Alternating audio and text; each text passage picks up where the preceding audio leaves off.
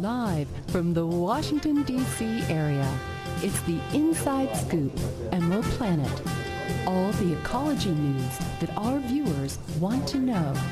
Now, here's your host, Executive Director of the Emerald Planet, Dr. Sam Lee Henn. Welcome to the Emerald Planet as we come to you from Washington, D.C. in the United States as we look around the globe in 144 different nations, looking for those 1,000 best practices, technologies, services, and products that are making a difference as we move through the 21st century. And also we're looking for the leadership that's going to help the planet as we move forward and had about 2 billion, yes, 2 billion more people by 2050. So how we're going to be able to provide all the basic needs so that people actually have an enhanced quality of life instead of just existing. But we're going to be talking about the country of Nepal that went through a very devastating earthquake and brought destruction and massive loss of life. And so they're actually rebuilding and doing things in new and different ways, but yet using traditional building materials and methods, but yet applying modern techniques. And so we have two gentlemen that are going to be coming on. One is coming in by Skype from Kathmandu in Nepal, and the other sitting right here beside me, all the way from Poland, by a few years or two, anything like that. So Wieslaw Malachowski and Sujan Pandey, and he's coming in. There he is, just popped up on Skype. And Kaz, as he goes by, is going to be our special guest in the studio. Kaz, welcome. Pleasure being here. Thank you. Glad to have you. Glad to have you with us. Sujan, welcome to the Emerald Planet TV. Namaste. Namaste. Namaste. Tell us a little bit about this very interesting and exciting foundation that you have, Little Poland in Nepal. Very interesting name and an interesting creation. Well, this Little Poland in Nepal is established after the earthquake. During earthquake, we were here in Nepal, me and my family together. We were not exactly in Kathmandu, we were in Pokhara, but at the meantime, there was a big disaster here. I come back to Kathmandu, I leave my family for a week to Pokhara. Then after, I got lots of support from friends. They wanted to help us to help the victims after the earthquake. And then it's better, why not to have a kind of identity, to make it easier for the future, and to help not for in this moment, to help for forever. That's why we established, that's why I thought maybe it's better to have a Little Poland in Nepal. Well, so it was this issue. Okay, it's fantastic that you're doing that. We'll get a little time delay, Sujan, when we're speaking. We have the slide here that shows the epicenter as far as the earthquake that struck in the country, and then we're highlighting the area where the main area where actually you were going in for the reconstruction. So tell us a little bit about the community that you selected where the Little Poland in Nepal actually had its origin and the importance of that area. Okay. Little Poland in Nepal, it's a name of foundation, but it's not like exactly Little Poland we will build in every place. It's a name of foundation which will help for Nepali people, which will get the support from Little Poland in Nepal. Yes, but you're in Dumre is where you're actually doing your first big project. So yes, the name of your foundation is almost synonymous with this very community. Why did you select this community? Because there are lots of my staffs, I have also trekking company, and lots of my staffs are from Dumre, very close. And then it's better to go because also my friends, they know people in Dumre because they are working with them. So that's why I selected Dumre. And there is it's not very far from Kathmandu. It's more or less 30 kilometers, but still it's a remote area. Yeah, and we have a photograph of that here that was shared with us, and this is an absolutely beautiful area. And the amazing part about this, Sujan, it looks very much like my home area in Southwest Virginia.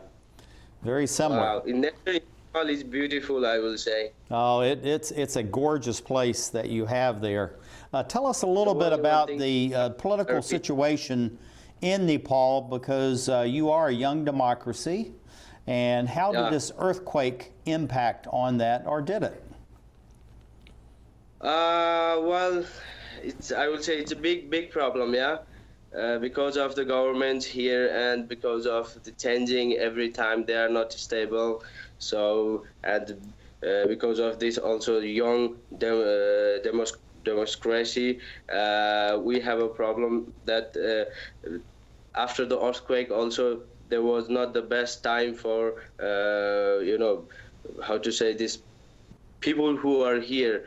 They did not take care, they did not give enough support for the earthquake victims, but still they are waiting for the support because of the government is not strong enough here.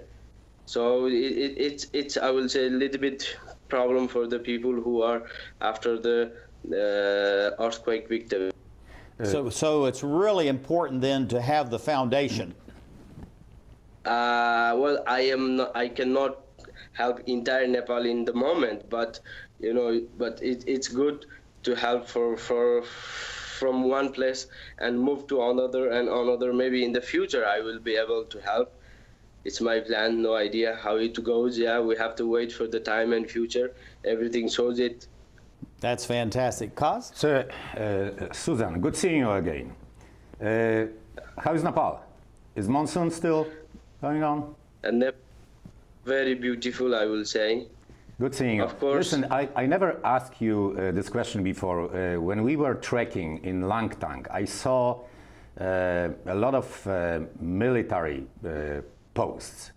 And this kind of relates to Sam's question about the political situation. Are those posts sort of a remnants of Maoist insurgency? They're especially located along Nepali-Tibetan border. What justifies the presence of them, and why they're located so close to each other? You have to make me clear one more time. Military posts. Let's go to the China-India question. Right, because as we all know, Nepal is kind of squeezed between two superpowers, India and China, and how does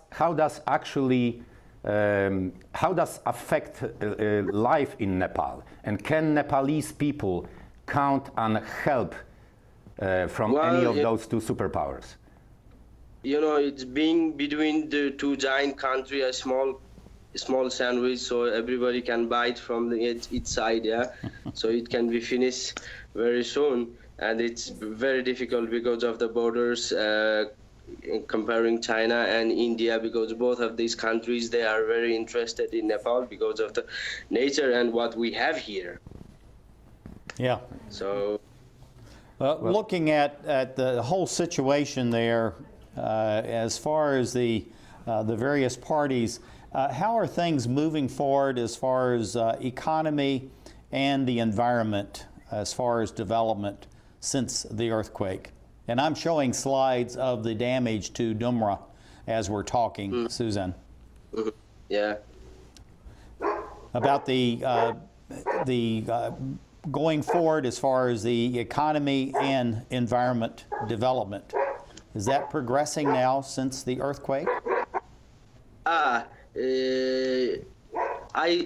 think I see this slowly, you know, it's getting in the stage of change right now, but developing, but economic here, it's a little bit difficult. Still, it's not the best, I will say. Now, looking at the cultural situation, I know that you have quite a diversity as far as the culture. How is that good, bad, indifferent as far as Nepal itself? and rebuilding and moving forward since the earthquake?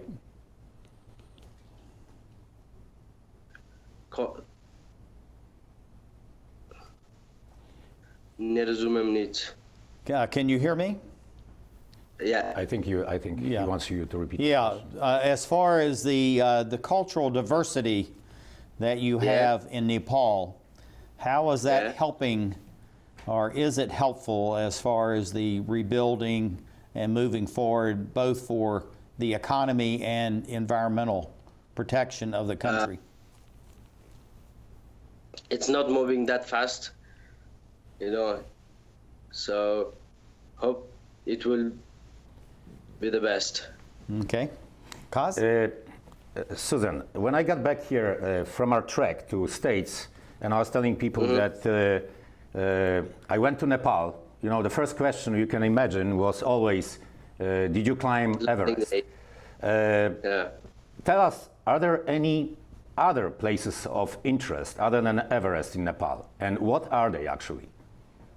Of course, there are lots of different things, lots of different nature here, not only Everest and not only mountains, you know, but Everest became famous because of the top of the world. Yeah, this is the only one mountain which is the highest in the world, but you know, comparing the climbing part and comparing other things like tourist sightseeing, visiting these old heritage sites.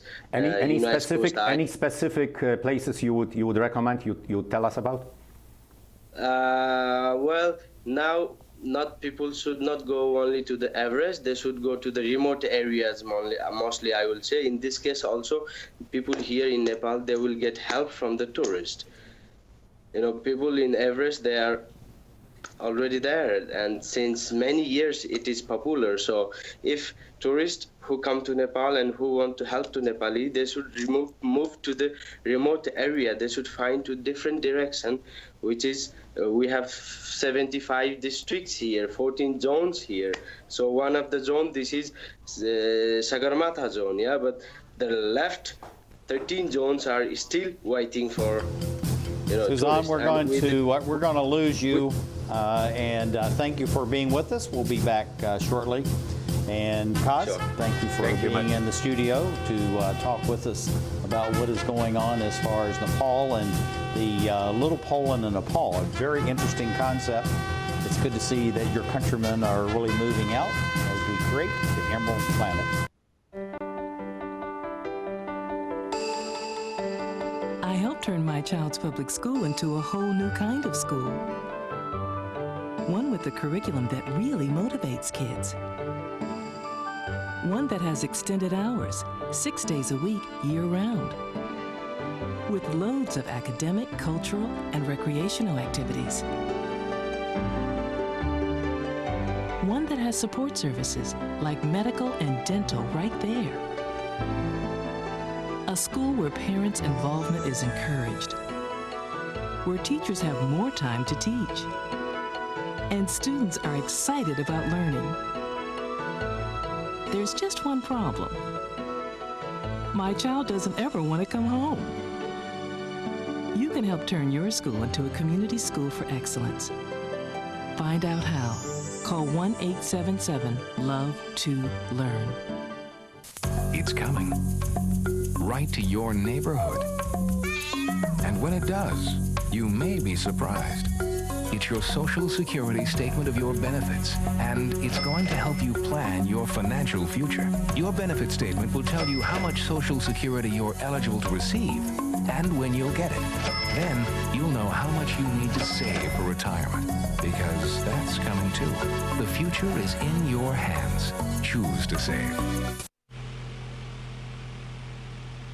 The toxic fumes from this meth lab are seeping into Jamie's sinus cavity. Ammonia vapors invade her throat. Toxic gases fill her lungs. Jamie's body is deteriorating. And she doesn't even know it. Jamie, dinner. So, who has the drug problem now? Find out how meth affects you at drugfree.org/.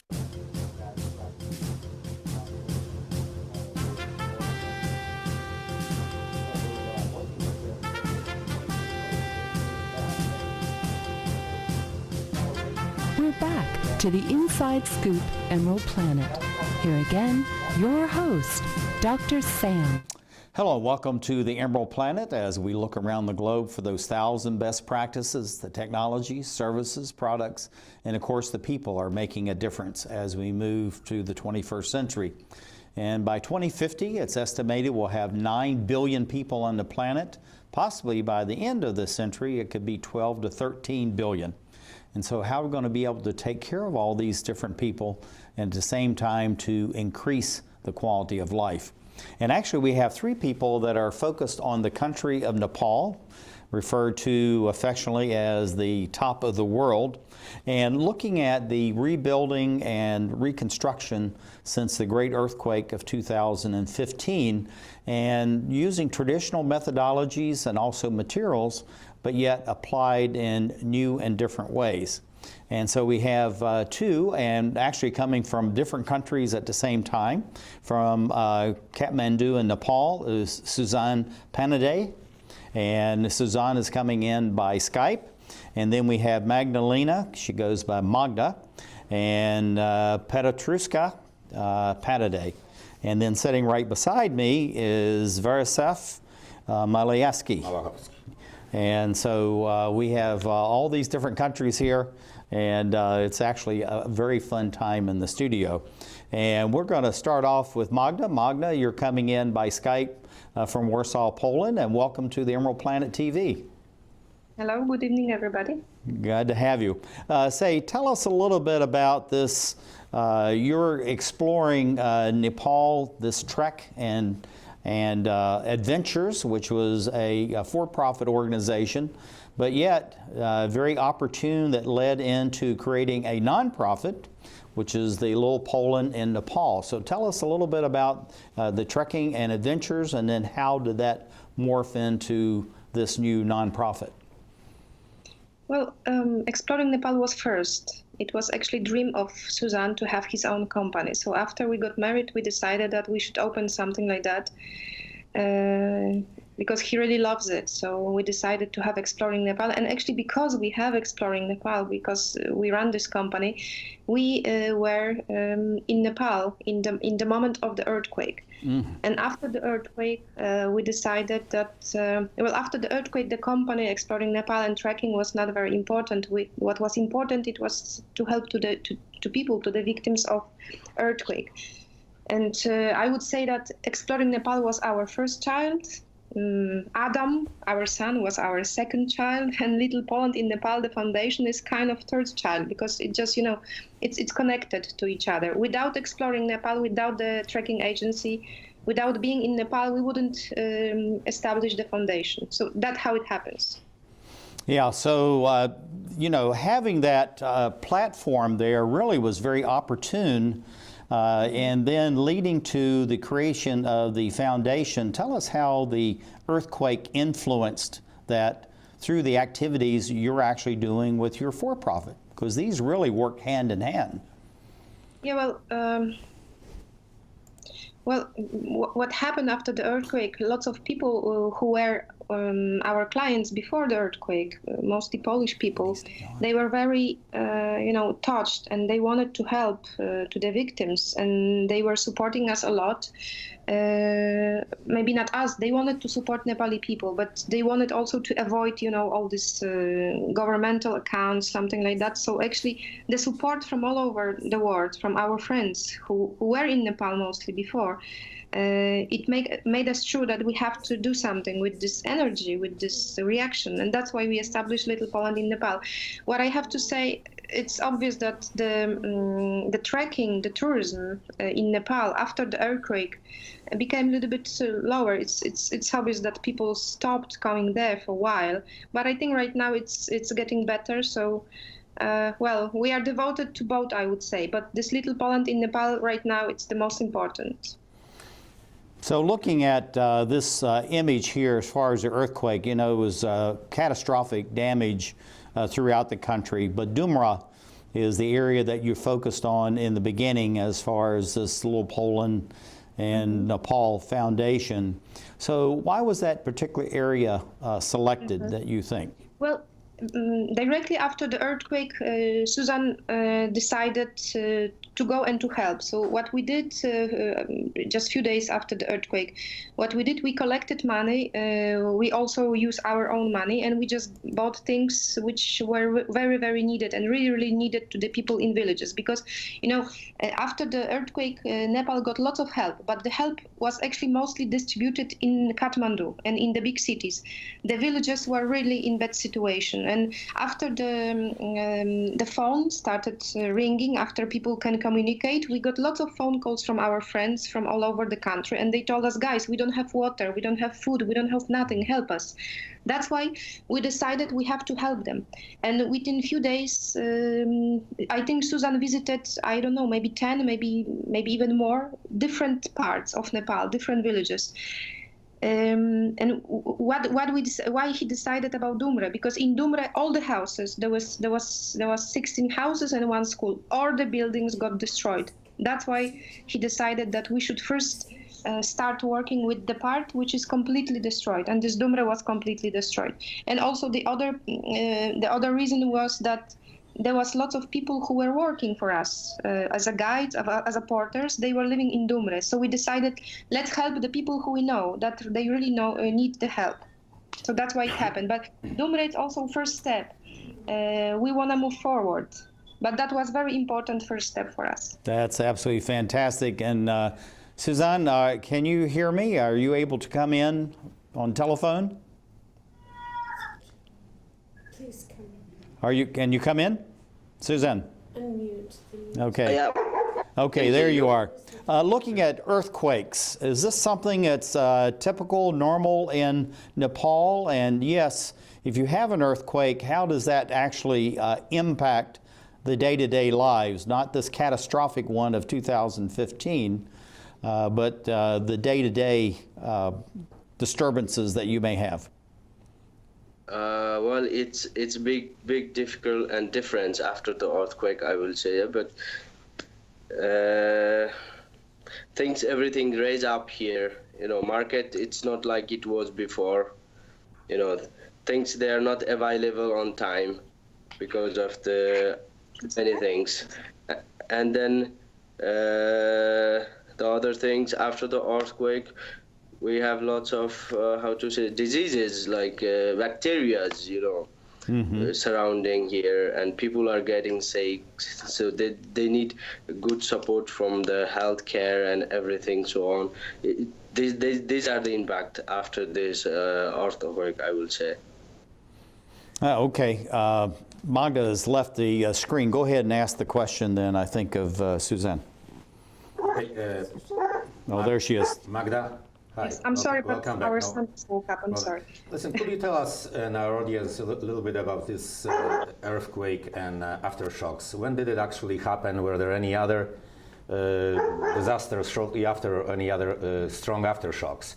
And also, if you could elaborate a little bit on how was the actual life of average Nepali citizen during, say, the first year after earthquake? Has it improved substantially over that year, or is it still a lot of suffering and well, the earthquake, it happened. It was disaster, but it was kind of for the earthquake. Actually, it happened on the 25th of April, right?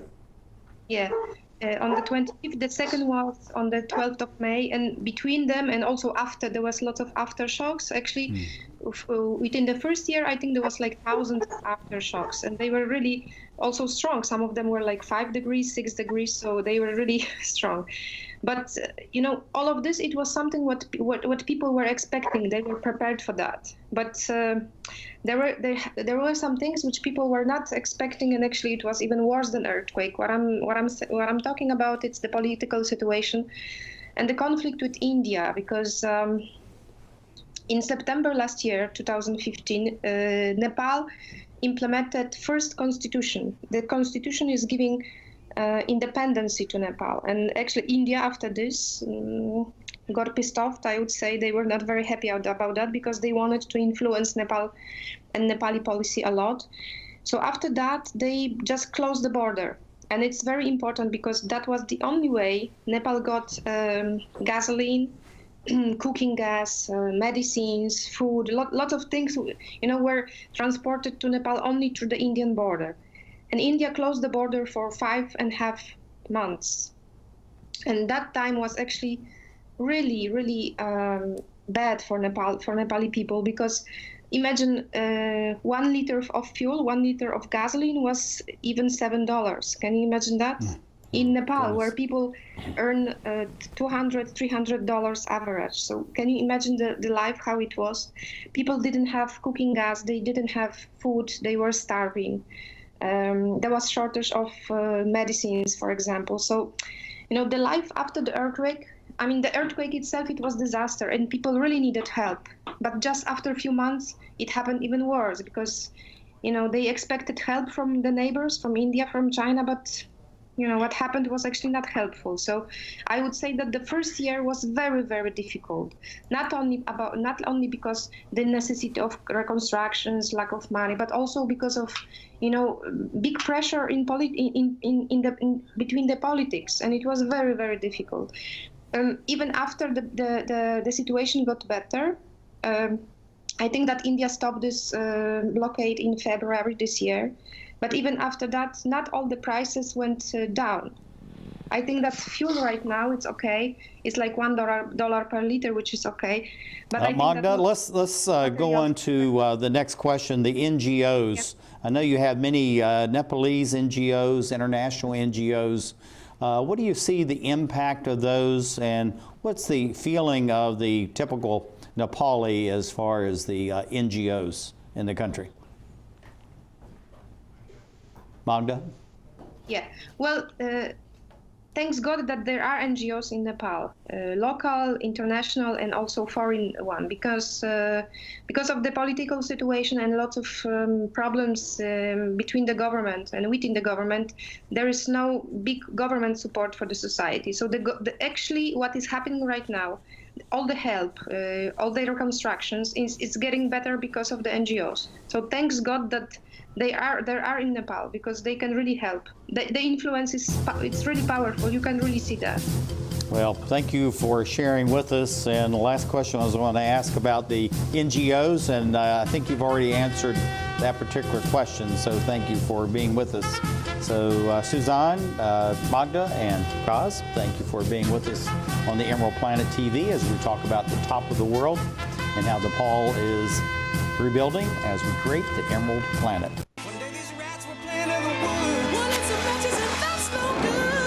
Listen to smoke before you give it a try. Only you. Don't play with matches. Don't play with fire. Cause there's nothing very funny about ripped off money. Nothing very nice. Hole is mine. So if a gorgeous force is what you desire, don't play with matches. Don't play with fire. Only you can prevent wildfires. Fire. Why don't you just wash your car at home? When I wash my car, everything runs down the street and down into the storm drains. With all the chemicals in the soaps and waxes, the last thing I want to do is poison my own drinking water. At least here, it's all contained and recycled on site. That's why I also take my car in for oil changes instead of doing it myself. I might take a chance on spilling stuff. You know what the best part is? What? More time to kick back and watch the game. How far would you go to protect the planet? I want you to build an ark. Here we go. Okay, that's good. Oh, okay. Ow! Maybe there's another way. People, the flood is imminent! Is it too much to ask for a little precipitation? Go to fightglobalwarming.com to find out what you and your community can do to reduce global warming pollution.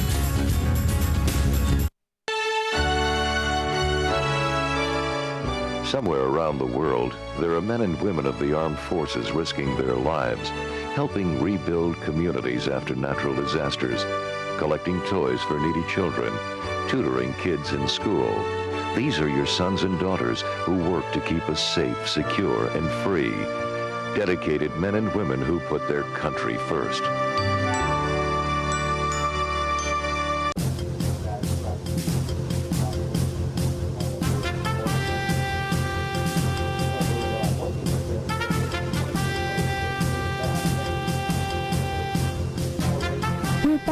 to the Inside Scoop Emerald Planet.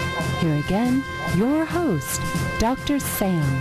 Hello, and welcome to the Emerald Planet as we come to you on a week-to-week basis looking at 144 different nations, looking for those 1,000 best practices, technologies, services, products, and of course the people are making a difference as we go through the 21st century.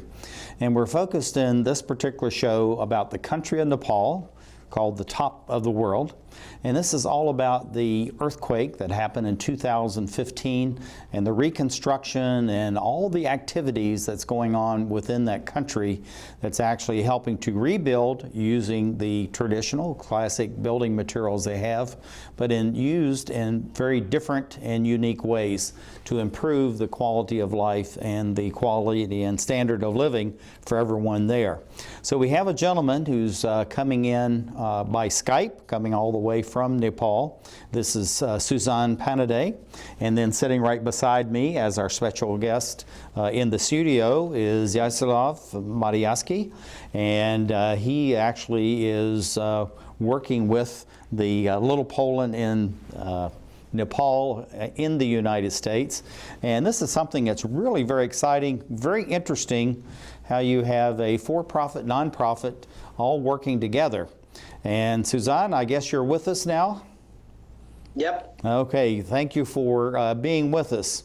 Looking at the, and we've got your logo up here, I'm going to go because we're going to move through these slides and talk about some of the reconstruction in this village in Domre. We've talked about this before as far as why you selected this area, but tell us what is unique about maybe the location and the people there that said this may be a very good place to start off with the new foundation that you created.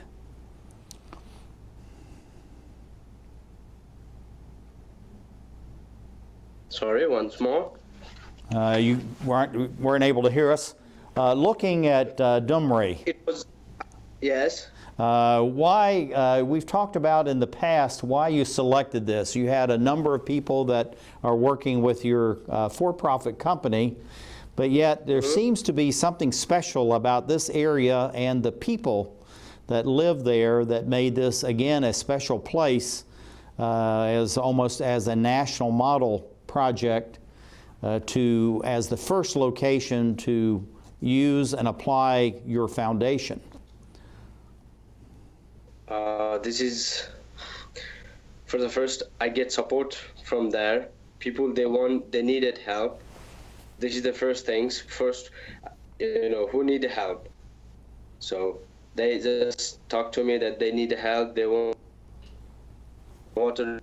In the beginning, I was involved there because of the water project. They did not have the water, drinking safe water there. After the earthquake, their water, tank, it was, I don't know, because of the landslide, it was no there. It was completely out of the village entire. It was out of water. And then later, I can see there is a screen on the screen, the pictures, design of the water project. What we did, it was my first project in Domre. What I did, and after that. People, they wanted to have a school, and then right now they're waiting to build their houses. That's how I am involved in the same place. But now I'm also thinking to go further and build different schools and help in different people, get in touch with different people, share different ideas. Yeah, and looking at this is some fantastic slides of cleaning the river after the earthquake. And then, of course, we're talking about creating the water distribution system to catch it up in the mountains and bring it down to the village. So, of course, water is life. Very important. So this happened to be your first, I guess, major construction project within Domre. Would that be correct? Yeah, that's true. That's definitely, that's how it started. Mm-hmm. And then looking at, this putting in the large tank for the people within the village, it looks like that the villagers were very much involved in the cleanup. We saw the slides of cleaning up the river after the earthquake, but also to work and help with the both construction, like with the new water system, and reconstruction as far as the school and other projects. So how were you able to recruit people to be involved? How were you able to recruit people to be involved? You know, without people, they need help there. Yeah, they need help because we are only the source. We cannot do everything for themselves. And I want to also people to involve what we want, how we want to help them. You know, in an example, like I will say, I can be a kind of sticks for catching a fish, but I don't want to catch fish and give them. But I want to give them knowledge how to do. You know, it's giving some kind of knowledge for them. It keeps them their long life. They are independent. They can do it by themselves. So if I give them everything now, it's not good that they will lose their habit for work, or you know, they will be waiting for help from others. So that's how I just want also villagers to involve and help together. But you also had volunteers from Poland, I understand, right? Oh, definitely. Oh, of course. People from volunteers from Poland. I got help from across the world, I would say. Yeah, that's, and you know, we have one of the countrymen sitting right beside us. Kaz, go ahead. Susan, besides water, which of course is number one necessity, what do you see in a longer, broader term as the most important necessities now needed by Nepalese people and the country? And also, if you can actually tell us why Little Poland in Nepal is special, is different from other NGOs. Well, why Little Poland Nepal is different comparing other NGO is because we don't give everything to the people. You know what I mean? I just tell you what already. We just make them getting the knowledge. We give them knowledge, we give them technique, ideas. You know, we don't give them everything what they want. We just try to teach them something extra. We are doing very soon. We are starting in Dumre the agriculture, agro farm, where they can make tunnels and grow vegetables. Till now we don't have it in Nepal. Of course we have it, but not in Dumre, not in this Nuwakot district. But we are also starting from this. So in this case, I'm trying to give them the new technology, new things, and they should depend. People from there, they will have a good knowledge to, you know, they will be independent. They can work. And I understand this is a true non-profit. You guys actually are not making any money whatsoever. There are no administrative costs involved. Of course not. I am from my own company, Exploring Nepal Trucks and Adventure, you know, where I usually organize trips, and some of the money also I'm putting here for the help for people. Yeah, looking at this, we have the slides we've been putting up. I'm going to go back through this. This is showing the old school, and then of course the damage as far as what happened after the earthquake, and where the children had to take their lessons and be in school, and then of course this very new design. So how are you introducing new concepts, new building methodologies, but using traditional materials that's available in the village itself? Well, we don't.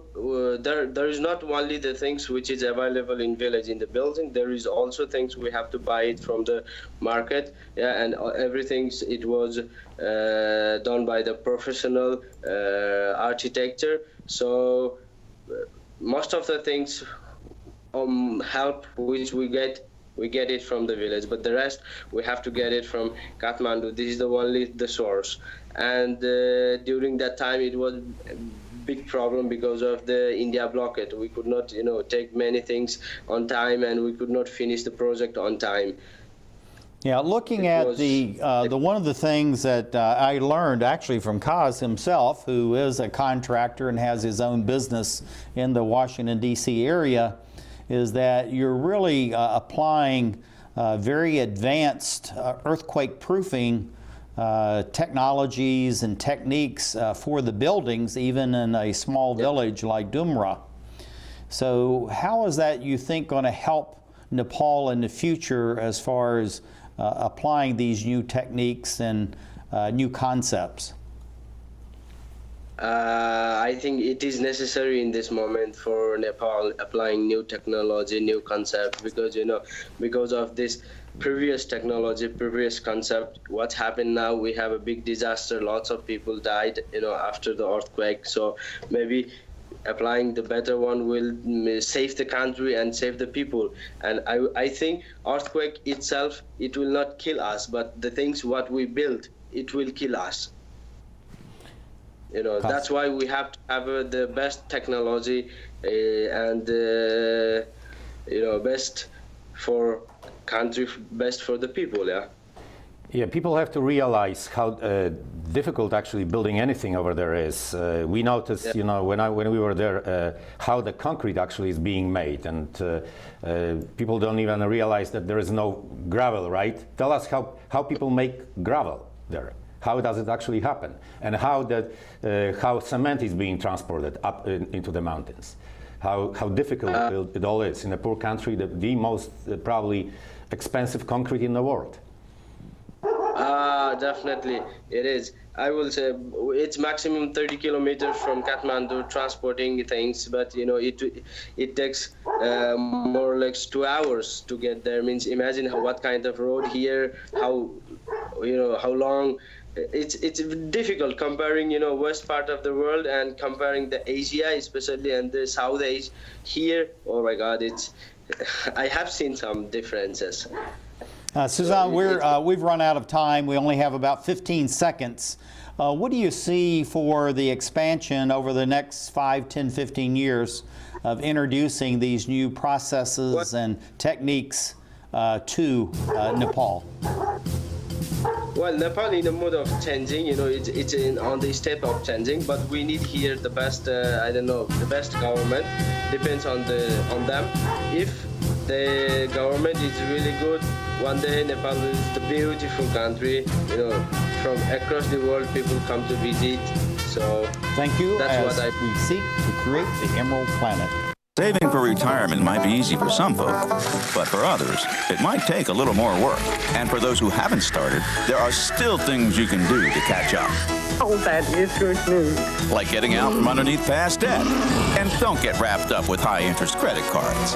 Get you some eyes. Be diversified with your investments. Don't put all your eggs in one basket. Your financial goals are not out of reach. The choice is clear. For a happy ending, choose to save. Everyone with alcohol and drug addiction is in the same boat.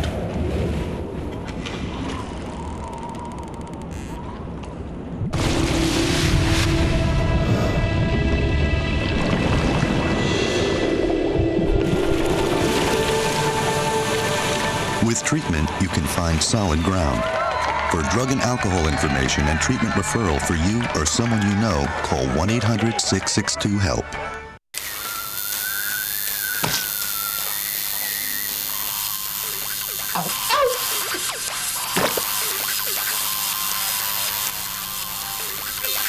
Dude, are you sure you want this tattoo? Because just do it.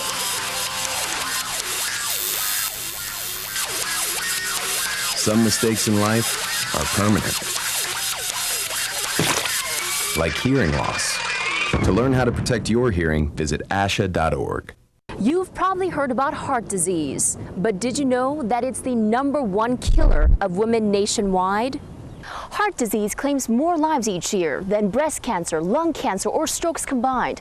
But there are steps you can take to protect yourself against it. For more information on how you can prevent heart disease, contact your local American Heart Association or visit their website at www.americanheart.org. Thank you for being with us on the Emerald Planet. We come to you on a week-to-week basis, looking around the globe in 144 different nations, looking for the 1,000 best practices, technology, services, products, and the people that are making a difference as we move through the 21st century. And we have people that are actually very much involved as far as the country of Nepal, which went through a devastating earthquake back in 2015. And so the reconstruction, because of just the remoteness, as Kaz and I were just talking about, I'll introduce him in just a few minutes. And, you know, the cost of doing something in this country is just almost prohibitively expensive. Anything that takes modern techniques, modern materials, and so it has to be approached in a very planned and detailed manner. And we have two people. One is actually coming in from Kathmandu in Nepal, the other from Warsaw, Poland, and I have a gentleman who lives in Washington, D.C. It's here as a special guest being with us. But we have Pietruszka-Pandey. He's coming in from Nepal. Welcome. And then we have Magdalena. She goes by Magda. And she is the executive director, actually, and co-founder as far as the Little Poland in Nepal is concerned.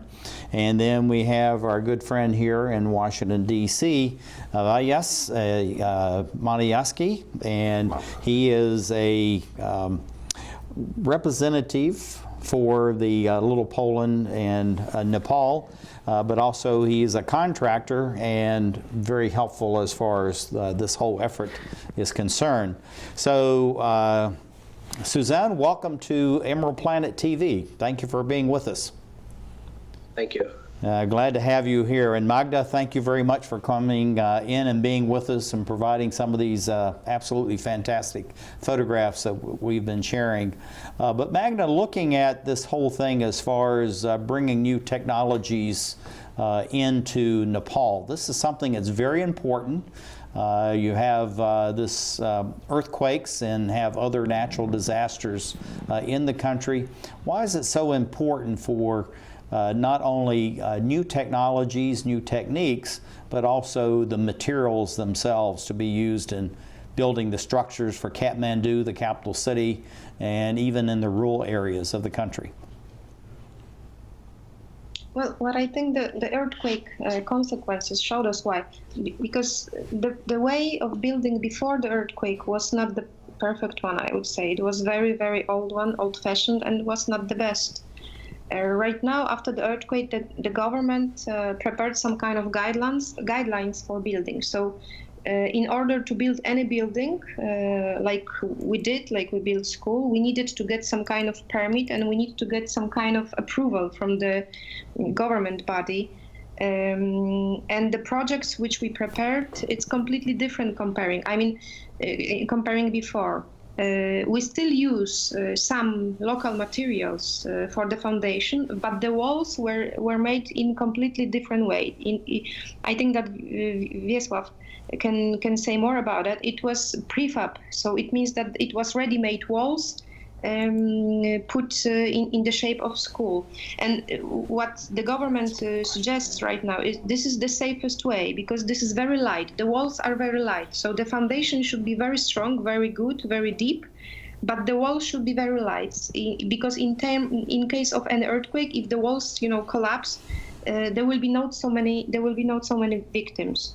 So now we have to, I think everybody, we have to build like that. We have to follow the new rules, the rules which are more, safe. They are really safe for the people. Thank you for sharing that. Kaz, you're an American citizen, Polish descent, very proud of your native country. But why is it so important for a country like Poland, of course the United States, to be involved in this reconstruction and working with a very small remote country like Nepal?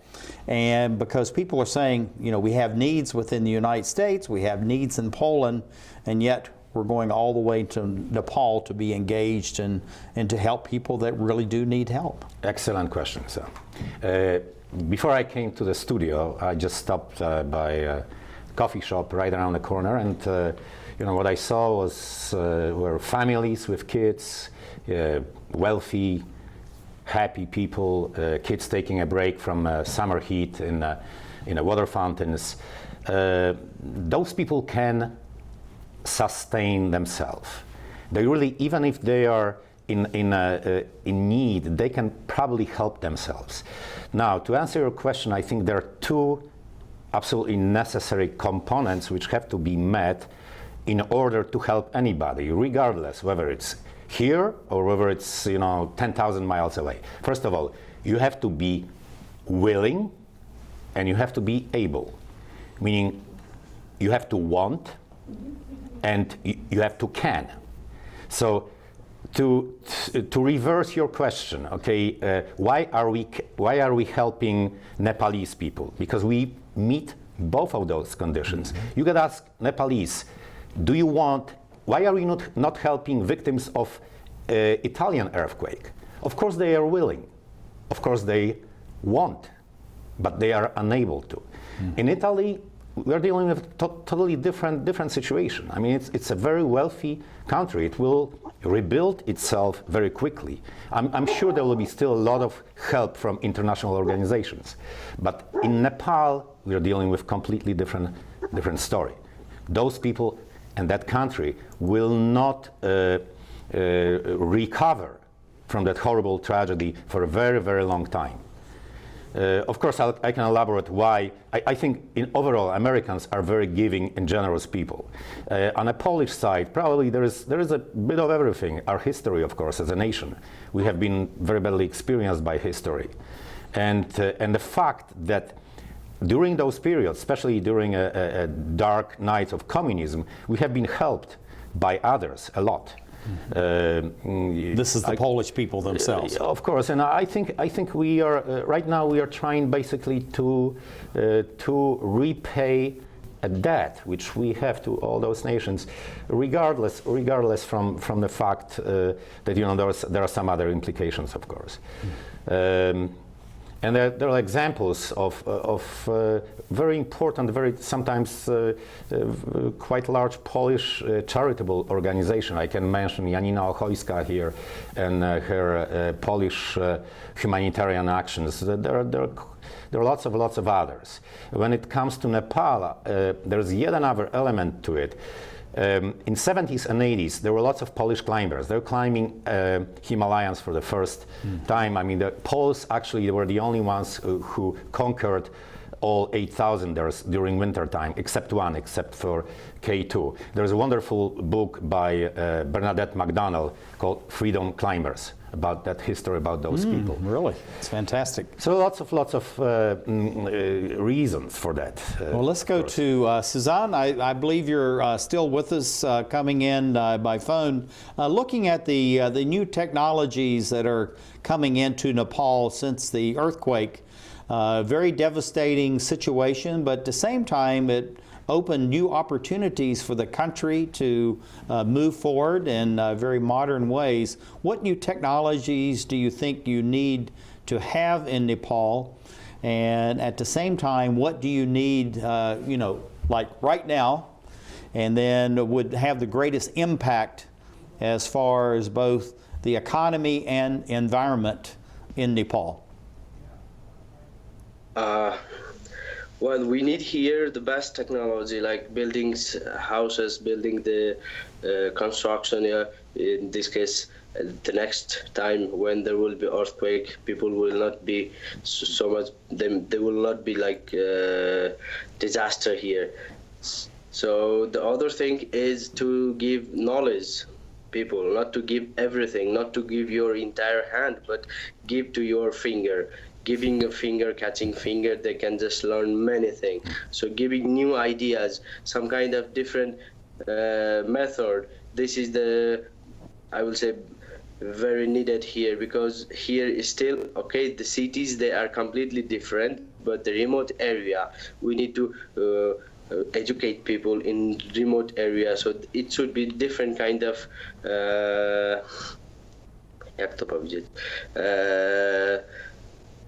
knowledge, some kind of different knowledge is needed. Magda, looking at the environment in Nepal since the earthquake, what is the general situation there? And of course, you have just thousands of climbers and tourists coming in. It's a very beautiful country, very hospitable. I've been there several times myself, actually, enjoyed it very much.